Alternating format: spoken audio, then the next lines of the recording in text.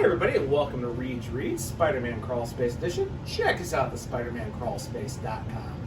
Well, I'm back everybody to review, of course, Amazing 28, aka 922 in the Legacy number by Zeb Wells and Ed McGuinness here as part 2 of the Dr. Octopus story. So, how did this really stack up compared to last issue, which didn't get the best grades from me? Well, it's a little bit better, but there's not saying a lot about that. Let's just jump into the pros, for example.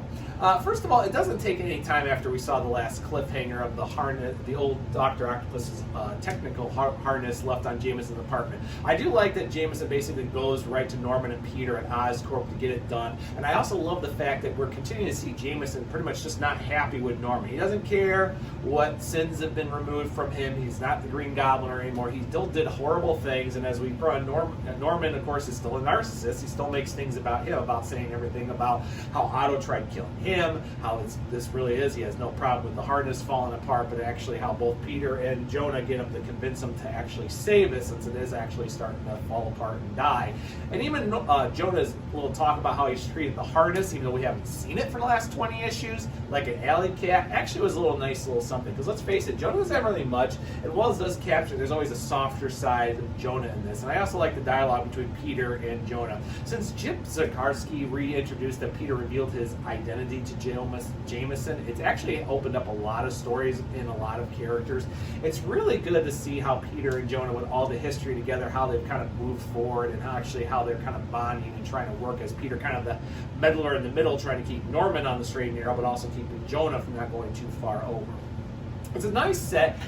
And the artwork by Ed McGuinness is actually pretty well done. I really like the way the Octoids work, and of course how the action works between the battle between Dr. Octopus and Spider-Man, and of course later the Gold Goblin, also some of the tech issues that are done here. And there's actually a feeling of emotion between the moments with Jonah and of course the harness, and of course even the biggest one when of course the harness is revealed to pretty much be like an abusive spouse who figures, if I just do this, all will be forgiven and I can just go back to my life, and of course sabotaging and playing it right into Dr. Octopus because he knew that that would actually happen.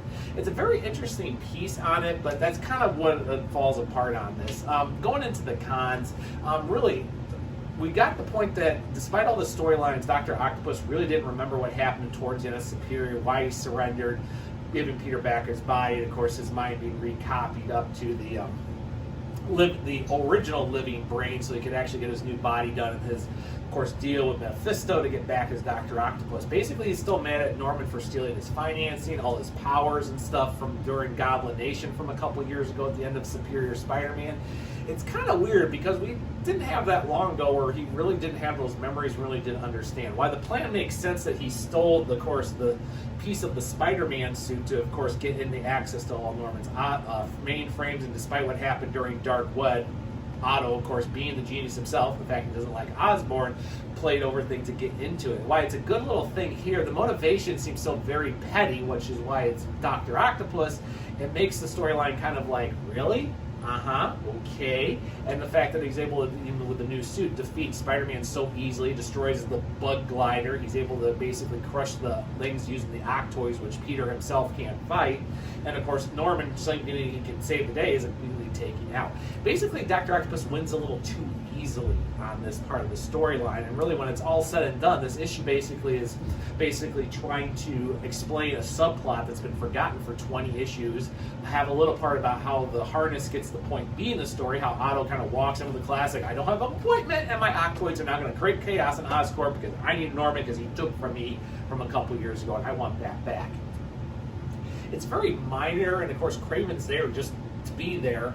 Also in the storyline, I know it's kind of leading up, but really Kraven the Hunter really hasn't done very much in the storyline, even with the free comic book day. It's not a bad issue. It feels a little bit like Spider-Man, but it's just kind of over and quick, and the motivations are so petty and stuff, even though we're still missing a couple pieces of the puzzle of what Otto actually wants from Norman Osborn, which we'll have to wait for the next issue, and actually find out the point of Kraven is actually being used for this story. So I'm going to give the grade a C. It's not a bad story. The artwork definitely works very well, from the emotions to the action scenes, and like I said, the Octoids, but there really isn't much to this issue to really give it too much of a high grade, and I don't even want to go into the letters page. I'm sorry, enough people have said about the letters page.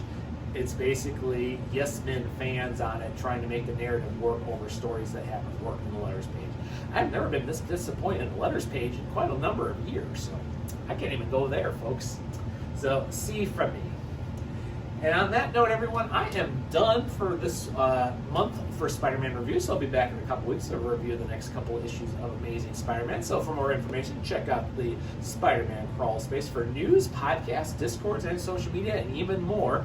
All on there with your touch of your device or computer here. And for more information, guys, I will see everybody later on the Crawl Space.